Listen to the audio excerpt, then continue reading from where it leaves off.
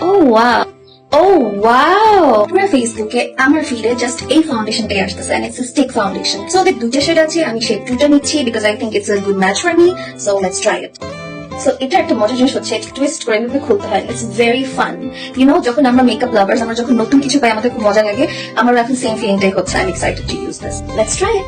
So এখন আমি just একটু দেখবো যে আমার শেডের সাথে যাচ্ছে কিনা। You know, প্রোডাক্টস যেগুলোর অ্যাপ্লিকেশন অনেক ভালো হয়, সেগুলো অ্যাকচুয়ালি ইউজ করতে অনেক শান্তি, আর আমাদের ব্যস্ত জীবনে এই ধরনের অ্যাপ্লিকেশন ফ্রেন্ডলি জিনিসপত্র আমাদের খুব বেশি প্রয়োজন। So this I think is going to be one of them. Oh wow. Oh wow.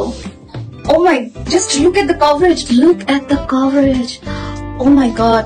Just আমি আমার চোখে হালকা একটু ডার্ক সার্কেল আছে, আমি আমার ডার্ক সার্কেলটা নিচে একটু দেখবো। Can you see that?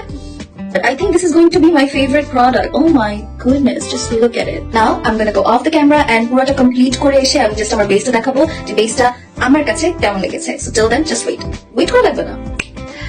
Oh my goodness, just look at my base.